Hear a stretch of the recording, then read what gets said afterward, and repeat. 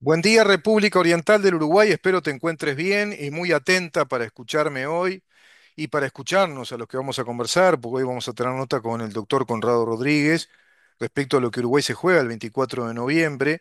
Dos proyectos de país bien distintos, fundamentalmente bien distintos en ítems claves del Uruguay en contextos claves como el económico, el modelo económico del país, el modelo de inversiones del país, el modelo financiero, también el modelo tributario. Todo eso hace en definitiva un concepto, macroeconomía, el modelo económico que el país va a asumir. Un modelo de crecimiento, un modelo de inversión, como ya lo desarrolló este gobierno, un modelo de desarrollo tecnológico, de innovación, es decir, un modelo estrictamente de mercado cada vez más abierto, con estímulo a los empresarios, a la formación de capital, para estimular las fuentes de trabajo. Te voy a dar números de cómo ha crecido Uruguay en estos 5 años de gobierno de la coalición de gobierno, a pesar de la pandemia, a pesar de un mundo en guerra. Cómo ha crecido exponencialmente en términos económicos, en términos financieros, es decir, de acopio de finanzas, de recursos dinerarios, reservas del Banco Central, crecimiento del Producto Bruto Interno, crecimiento en distintas áreas de la producción, crecimiento y recuperación de la tasa del empleo, crecimiento salarial. Es decir, hay un mundo de ventajas, crecimiento en inversión, en infraestructura, crecimiento inclusive en los rendimientos del sistema de capitalización y ahorros que tracciona a los fondos de inversión. Hablamos de un país con un modelo de economía abierta al mercado y con un modelo que se sustenta en la propiedad privada como un derecho incuestionable, como un derecho constitucional, subjetivo, inviolable, sagrado como mi vieja, sagrado como mi papá, el derecho de propiedad, el derecho y la seguridad de ese derecho, como lo consigna y lo manda nuestra gran madre constructora del país, que es la Constitución, nuestra mamá, nuestra Carta Magna, nuestra ley suprema, como dirían los sabios romanos de la República. El derecho de propiedad, la seguridad jurídica a nuestras libertades, lo que decía el eminente Bastiat, la legítima defensa de nuestros derechos personales, de libertad y propiedad, un triángulo sagrado, digamos quizás hasta el místico triángulo pitagórico, que tiene tres factores o tres conceptos complementarios para que podamos ser libres y poder cuidar de nuestra vida y nuestra salud.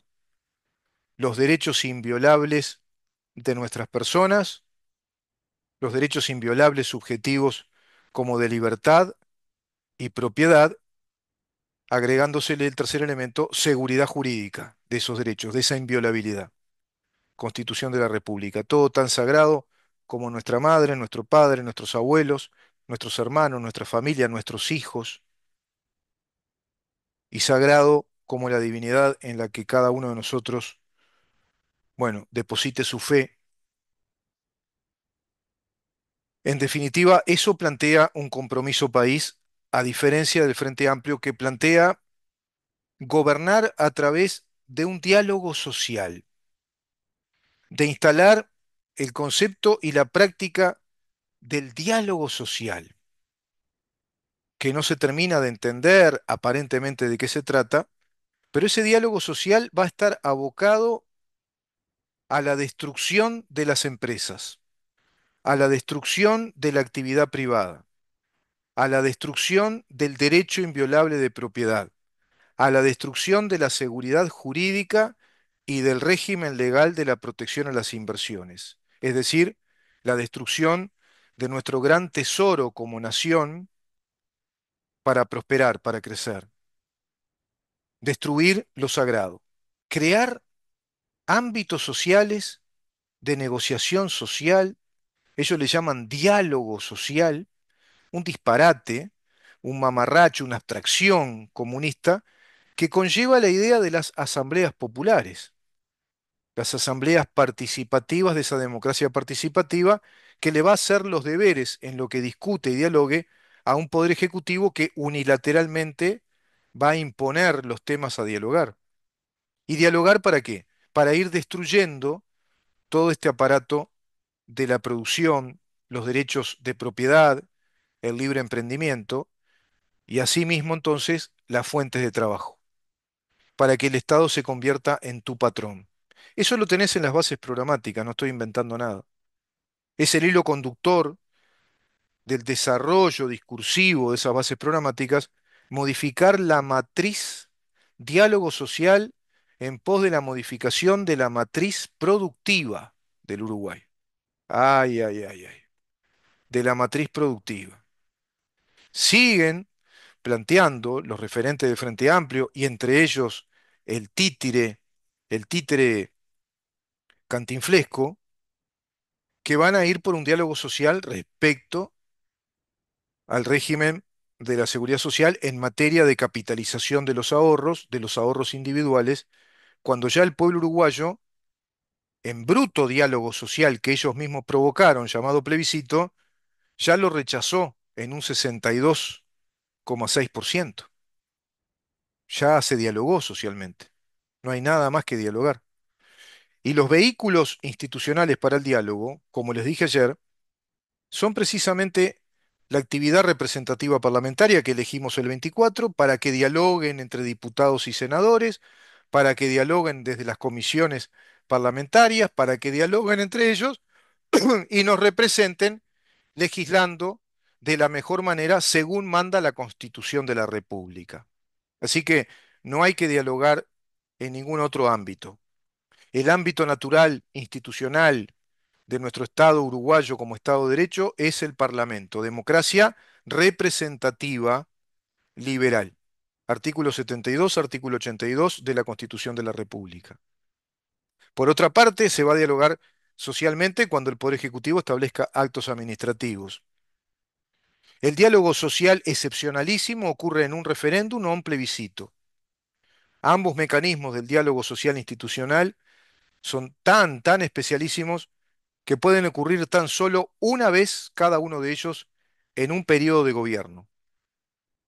El diálogo social es el que se puede dar espontáneamente en una gran bienal o exposición tecnológica, industrial, de innovadores, etcétera. Que sería muy interesante que Uruguay, que está liderando la industria del software acá en América Latina, que podría pensar en ser una Taiwán de esta zona, Uruguay que lidera la tecnología informática, que lidera las famosas TICs, las tecnologías informáticas y computacionales. Sería muy interesante plantear en ese proyecto de crecimiento del Uruguay que pudiera ser, digamos que, un centro de exposición tecnológica, que se instalara una gran bienal, una feria de exposición de innovaciones tecnológicas del mundo acá en Uruguay.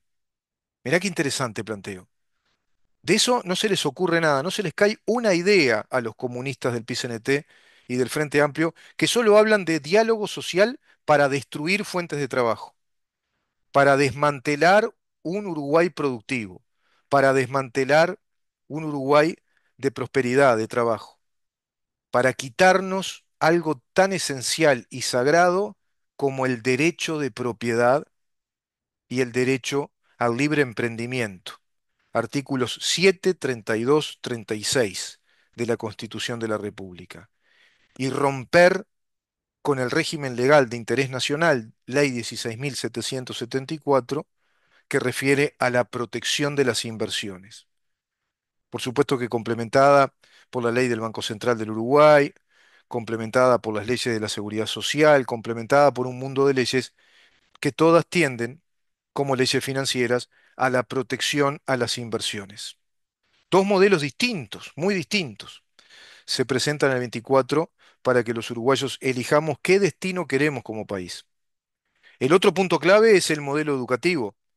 En un compromiso país se habla de un Uruguay abierto a múltiples modelos educativos a nivel universitario, a un trasvasamiento de fórmulas educativas y de universidades en cuanto a los créditos universitarios, desarrollar carreras que puedan multiplicar en posgrado los uruguayos en cuanto que obtenés un título de grado y luego podés ir haciendo un cruzamiento de títulos mayores como magísters, maestrías y doctorados en otras ciencias o disciplinas complementarias, y así abrir al gran campo también laboral y a la masa crítica de uruguayos, es decir, a una comunidad de científicos y profesionales que nos aporten elementos necesarios para el desarrollo.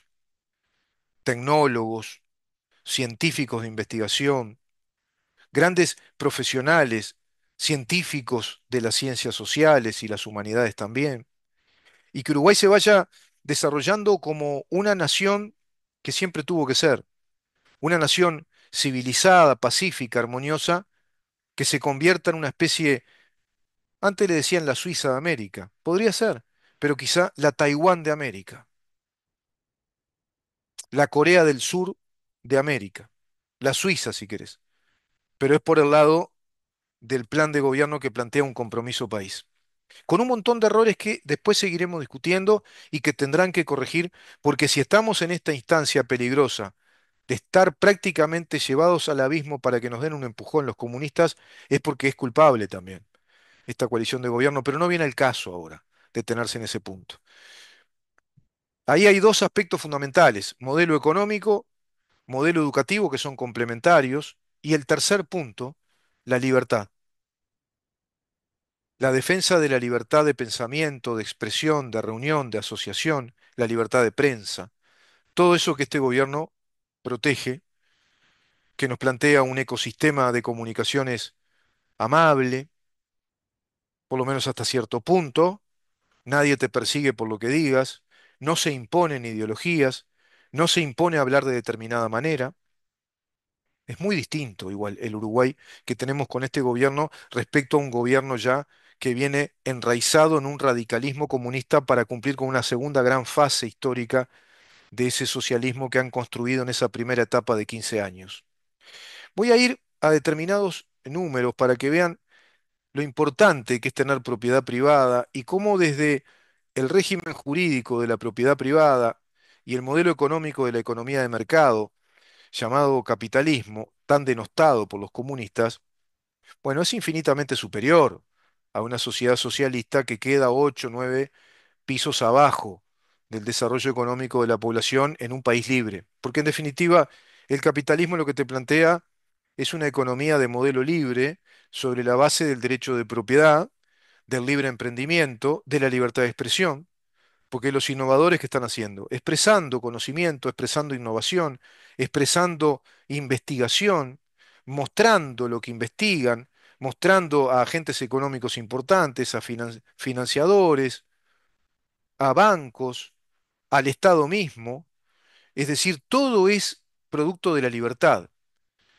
Y un régimen de libertad, como el que plantea un país como el nuestro desde su constitución, es precisamente eso, es ser protegidos, es decir, tener la garantía jurídica de que nuestros derechos personales son siempre los mismos y no pueden discutirse.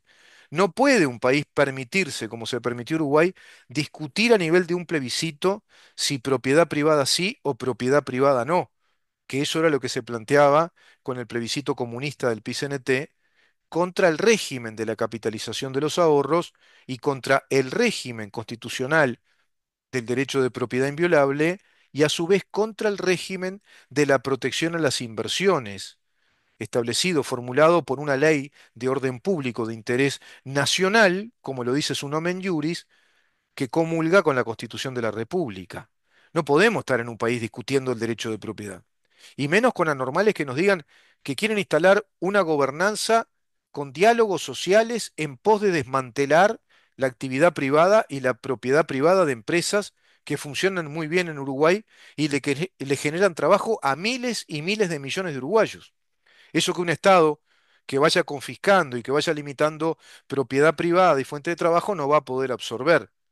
Además va a perder rango inversor, va a perder confianza en el exterior y se van a alinear evidentemente con un mundo muy oscuro, que serán las empresas chinas y rusas militares, complejos militares que se instalarán acá en Uruguay, querrán poner sus bases, instalar acá, digamos, un parate a este desarrollo que se está dando dentro de esta región, el ecosistema liberal con Milei, el gobierno paraguayo, y ahora con el ya inminente futuro gobierno electo de Donald Trump, lo mismo con lo que está desarrollando en un montón de aspectos muy positivos el propio Bukele en El Salvador, con movimientos que se van dando liberales libertarios también en América Central. Es decir, quieren poner un parate porque saben los comunistas que le gana por goleada el sistema de la propiedad privada, el sistema de mercado, el sistema abierto, con innovadores, es decir, con gente que exprese su creación, que tenga ganas de crear, de meter para adelante, de cuidar de su familia, de hacerla desarrollar, de desarrollarse como personas. No hay nada más satisfactorio que vivir de acuerdo al decente trabajo que vos tenés y en un trabajo en el que puedas prosperar, que vos puedas mejorarte a ti mismo, que puedas crecer, que puedas seguir estudiando, formándote, para ser cada vez más profesional en lo que haces. Eso te lo va a dar un país libre, no un país como Cuba, como Venezuela, que es en lo que quieren convertir a Uruguay. Datos económicos de Uruguay, crecimiento económico exponencial de Uruguay, a pesar de 2 años de pandemia, titulé esta nota. Uruguay, por ejemplo, al 2023, porque es el año ya cerrado, 2024 va cerrando, pero fíjate vos que el Interior Bruto del Uruguay, el Producto Interno Bruto del Uruguay al 2023 ha crecido un 0,4% respecto al 2022. Se trata de una tasa de 43 décimas menor que la de dicho año, cuando fue el del 2022 un 4,7. Se fue muy arriba, entonces el piso se te va quedando más chico. Si hubiera crecido otro 4, un 3, bueno, en 3 años más somos un país desarrollado. Se creció después de pandemia y del deterioro económico que heredó este gobierno, después de 15 años de gobierno de Frente Amplio, sin pandemia, sin guerras, con una apertura enorme de los mercados a nivel internacional, con el esplendor del sistema SWIFT instalado por los Estados Unidos, bueno, nos endeudó enormemente. No crecíamos.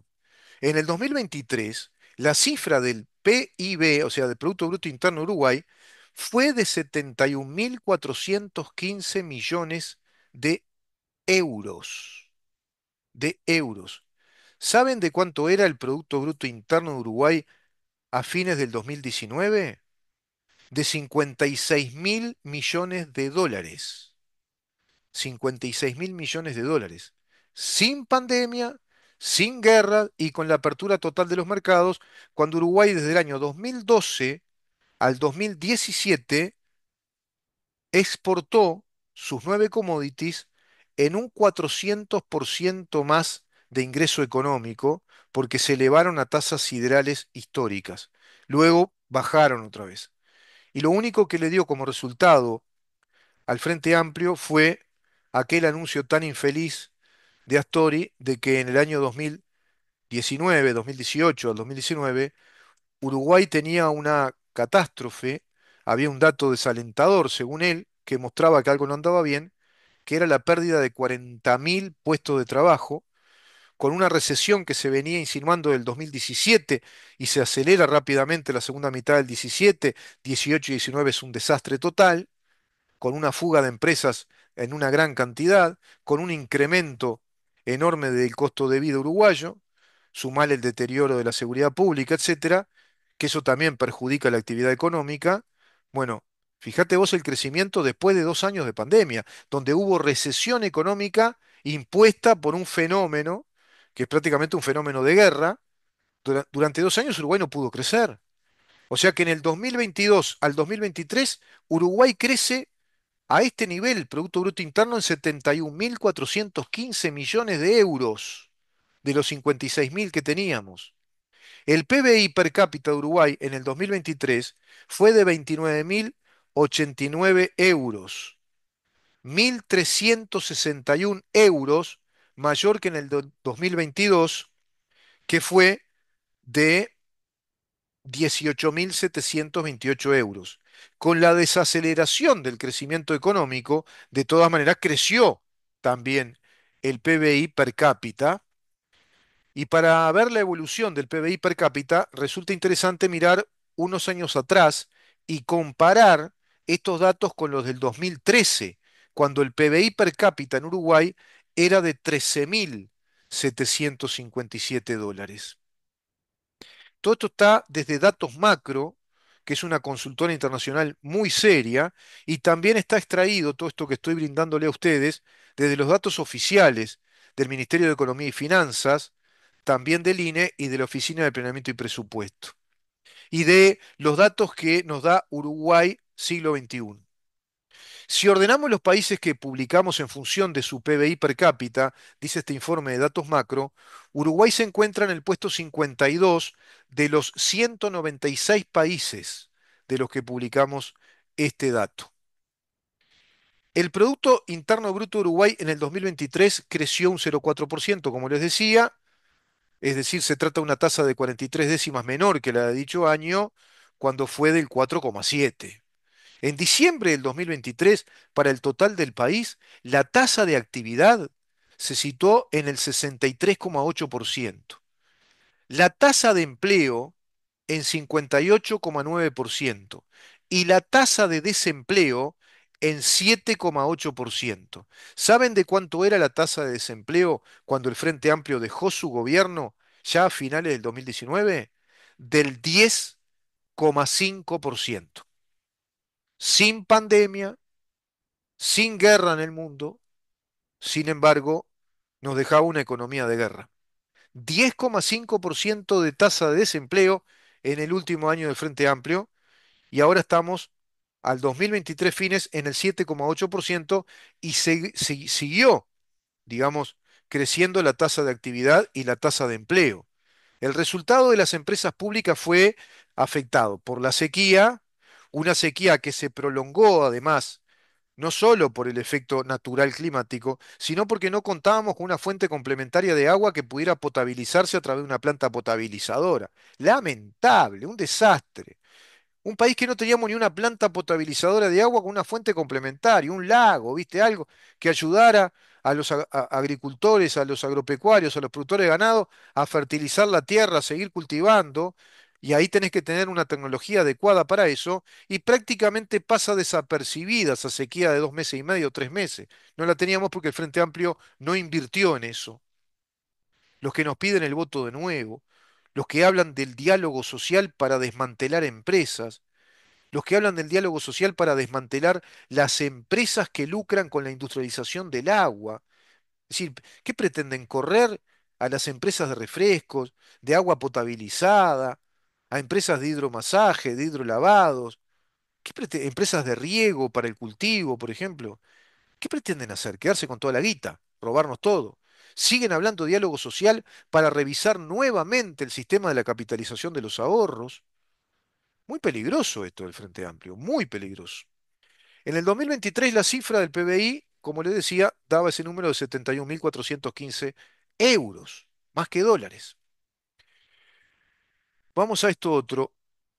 En el mes de febrero del año 2019, gobierno de Frente Amplio, el desempleo se había ido al 8,4% y trepó rápidamente, porque se seguían yendo empresas. Recuerdo que era un promedio entre 34 o 38 empresas por año, grande estamos hablando. Estamos hablando ya de empresas de mediano porte para arriba, que se iban del país y dejaban a muchísima gente sin empleo. Trepó hacia finales de este año 2019 a un 10,1%, dice este informe. En otros dicen un 10,5, un 10,1. Este es un informe de ámbito económico. Los últimos datos disponibles de inversión extranjera directa publicados por el Banco Central del Uruguay muestran una mejora respecto a los años anteriores.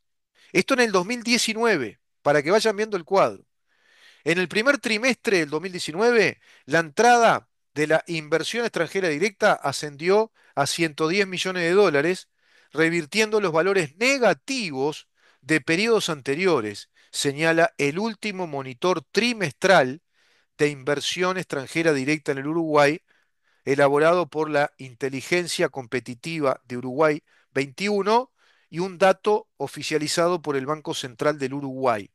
Uruguay registró los niveles más bajos de inversión extranjera directa en los mejores años de la economía mundial, de la apertura a los mercados a nivel internacional y con un barril de petróleo a bajo precio.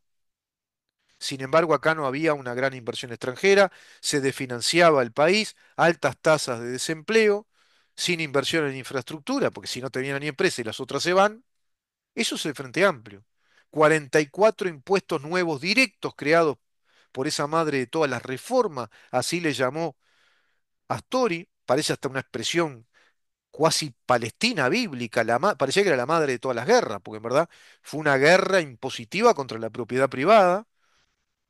El informe de anuncios y oportunidades de inversión en Uruguay constituye un buen acercamiento a la cantidad de proyectos de inversión anunciados entre 2019 y 2023.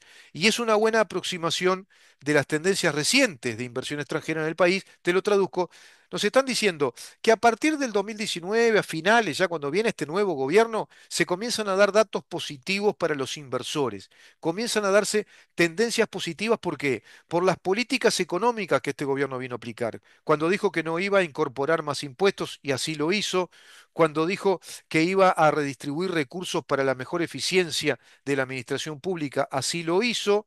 Cuando estableció una regla fiscal que es, estamos hasta acá, es una regla fiscal que compromete a quienes administran todas las estructuras administrativas del Estado, eso no estaba antes, todo eso, y además volcar, digamos, esos recursos hacia la inversión en infraestructura y desde la base del derecho de propiedad y la protección a las inversiones.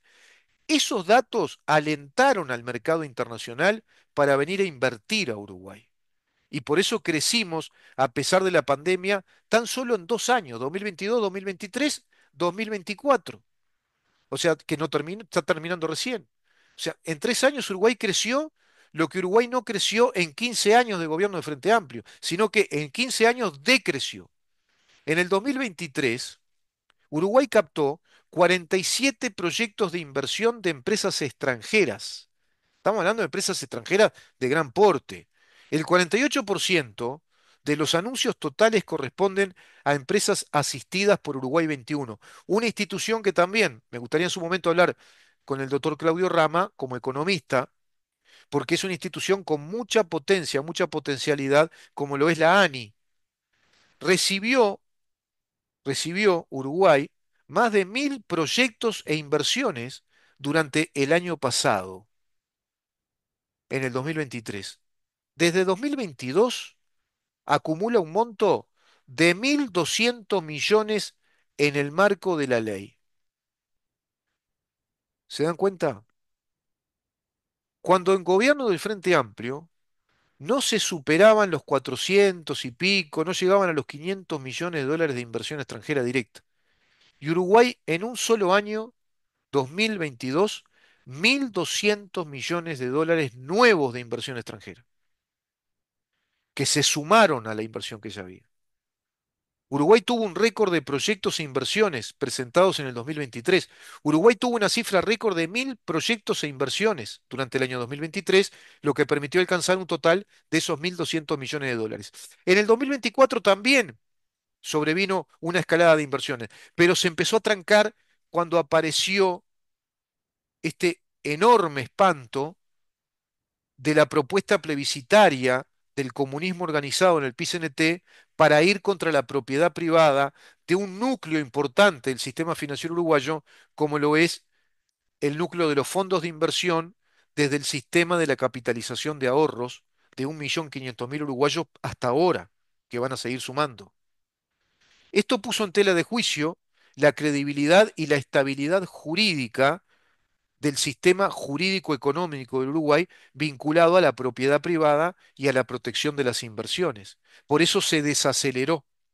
El plebiscito del PCNT es algo muy similar al efecto recesivo que te pueda provocar una pandemia, pero la pandemia es un hecho provocado por la naturaleza que no obedece a la voluntad política de esa nación. Ahora, cuando algo obedece a un sector ya representativo de la voluntad política de la nación, y paradójicamente representada esa voluntad política por una central sindical, Fíjense todas las contradicciones que Uruguay está presentando en este análisis que hago, cuando una central sindical que no está habilitada para llevar a cabo una actividad tan proselitista de cambio, de cotejo, de modificación del régimen político y jurídico de un país, como sí lo hicieron los funcionarios públicos a través del PICNT, que no estaban habilitados, pero la Corte los habilitó igual, y tampoco es competencia del cuerpo electoral legislar seguridad social, con todo eso arriba y agrediendo directamente, pretendiendo agredir, atentar, infraccionar el derecho de propiedad privada y a su vez la seguridad jurídica, porque si vos tirás abajo el derecho de propiedad privada, tirás abajo la seguridad jurídica, que es la permanencia de los derechos que tenemos, consagrados por Constitución y los derechos que vamos generando. Iban contra eso. Entonces se desaceleró el proceso de inversiones, que a su vez ahora también, en ámbito financiero, se nos comunica que, por ejemplo, una enorme consultora, como no es Moody's, está planteando la inseguridad que Uruguay sigue presentando en materia de rango de credibilidad para la inversión, porque sigue presentando grandes dudas respecto a su estabilidad institucional, su estabilidad jurídica, respecto a lo que suceda el 24 de noviembre. Eso está comunicado a nivel internacional. Están los ojos puestos en Uruguay para ver qué decide el pueblo uruguayo en materia de un nuevo gobierno. Quiénes van a ocupar la presidencia y el poder ejecutivo del Uruguay, que va a llevar las riendas del país durante 5 años. Sigue habiendo zozobra, incertidumbre y sigue estando en un rango más bajo, el rango inversor del Uruguay, porque hay una profunda incertidumbre respecto a las consultoras internacionales, a los organismos financieros internacionales, al sistema financiero internacional respecto a Uruguay. Porque hay también una gran incertidumbre respecto al sistema productivo de inversores internacionales, es decir, de empresas, de empresarios, de lo que sea, de refresco, de tecnología, de zapatos, de lo que sea. Lo digo así a ver si se entiende. Porque muchos dirán, sí, está explicando un montón de cosas. A veces va remontando, sí, es que remontás en la calentura, porque realmente es calienta esto. Estar hablando, como país, estar hablando y discutiendo estas estupideces y dejándole tanta rienda suelta y tanto camino a estos estúpidos comunistas que están queriendo destrozar el país para quedarse con la guita. Porque es esa terrajada la que están planteando. Es esa estupidez. Acá te lo bajo a tierra bien, viste a Doña María, a Don José, el Botija del barrio. Se están queriendo quedar con la guita. ¿Tá? Ahora que se hizo plata, ahora que se hicieron las cosas bien, venimos y nos quedamos con la joya de la abuela. Siempre la misma estrategia comunista, mareando a los que no saben nada y dale con el bla bla bla y la matraca, la matraca, la matraquera comunista para robar. Este indicador, porque me caliento, porque me pongo a pensar, diálogo social, pero ¿de qué estamos hablando? Diálogo social para desmantelar empresas. ¿Estamos todos enfermos?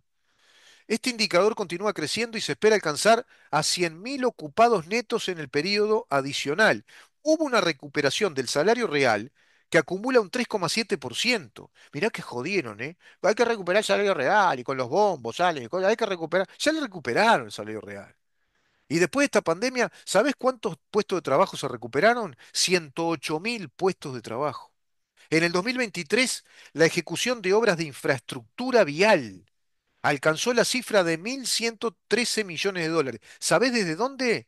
Desde los fondos de inversión, que a su vez permiten la rentabilidad de la capitalización de todos los ahorristas que trabajan con las cuatro AFAPs, tres privadas y una público-estatal, generando derechos de propiedad, generando rentabilidad, generando más patrimonio a nivel individual y colectivo.